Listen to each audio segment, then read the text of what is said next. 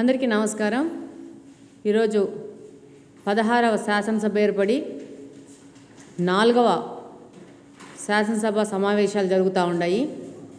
ఈ యొక్క సమావేశాల్లో అనేక ప్రజా సమస్యల గురించి కానీ, రాష్ట్ర అభివృద్ధి గురించి కానీ, అలాగనే భవిష్యత్తులో రాబో 20 సంవత్సరాల్లో రాష్ట్రము ఏ దిశలో పయనించాలా, ఆర్థిక అభివృద్ధి, సామాజిక అభివృద్ధి, పేద ప్రజల అభ్యున్నతి కోసం ఏ విధంగా ముందుకెళ్లాలని ఒక రోడ్ మ్యాప్తో ప్రతి ఒక్క రోజు ఒక వాల్యుబుల్ పాయింట్తో చర్చించడం జరుగుతోంది సభలోని సభ్యులందరూ. కానీ ఈ సమావేశాలకి వైఎస్ఆర్సీపీ పార్టీకి చెందిన 11 మంది ఎమ్మెల్యేలు హాజరు కావట్లేదు. ఈరోజు 4వ సభలో చివరి రోజు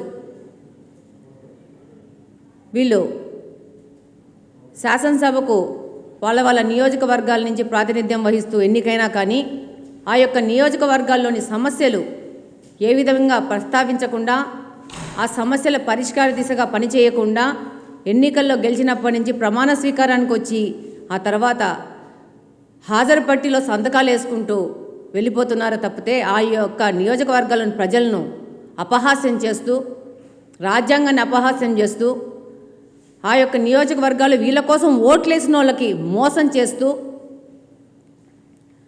ఈ విధంగా వీళ్ళు ఈసారి సమావేశాలకి రాకుండా వీళ్ళు ఉంటున్నారు.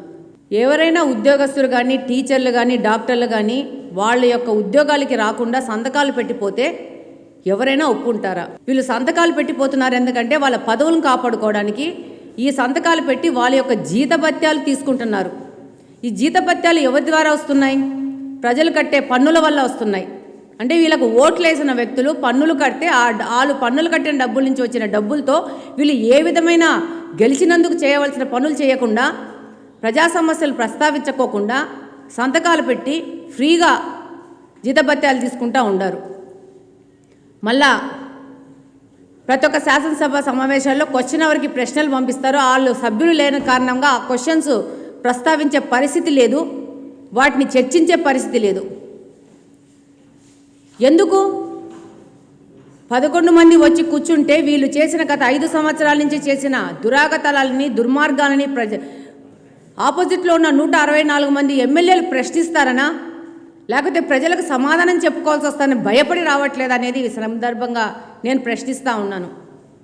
ఇదే ముఖ్యమంత్రి గారు, గత ప్రభుత్వంలోని ముఖ్యమంత్రి గారు ఉద్యోగస్తుల విషయంలో డిజిటల్ యాప్స్ అని తీసుకొని వచ్చేసి యాప్ల ద్వారా వాళ్ళు పనికి వచ్చారా లేదా, ఉద్యోగానికి వచ్చారా లేదా వాళ్ళ టైంలు రికార్డ్ చేసేసి టీచర్లు కానీ, డాక్టర్లు కానీ, ఉద్యోగస్తుల్ని వేధించిన వీళ్ళు ఈరోజు వాళ్ళని ఎన్నుకున్న ప్రజలను మోసం చేస్తూ, వాళ్ళ డబ్బులు దుర్వినియోగం చేస్తూ, వాళ్ళ డబ్బులు ఏ విధమైన పని చేయకుండా జీతభత్యాల రూపంలో తీసుకుంటూ ప్రజలను మోసం చేస్తూ, అపహాస్యం చేస్తూ వీళ్ళు ఈరోజు బయట మీడియా పాయింట్లలో మైకులు పెట్టుకొని మాట్లాడుతున్నారు.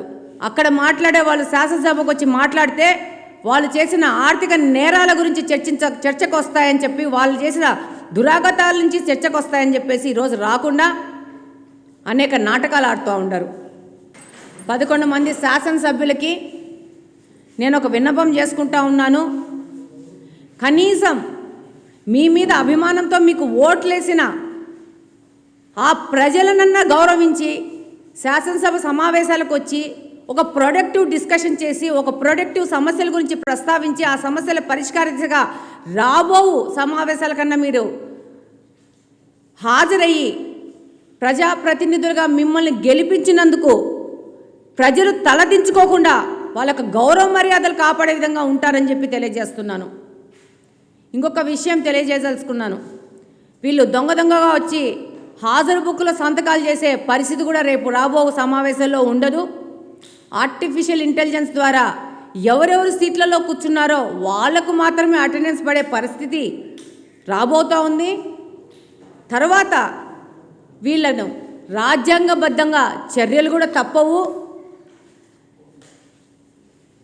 ఏదో మీ నాయకుడు చెప్పాడని చెప్పేసి శాసనసభ సమావేశాలు రాకపోతే రాబో కాలంలో అపహాస్యం పాలయ్యేది ఒకరి ప్రోద్బలంతో రాకుండా ఉన్న ఎమ్మెల్యేలకు కూడా తగులుతుందని చెప్పి ఈ సందర్భంగా తెలియజేసుకుంటున్నాను.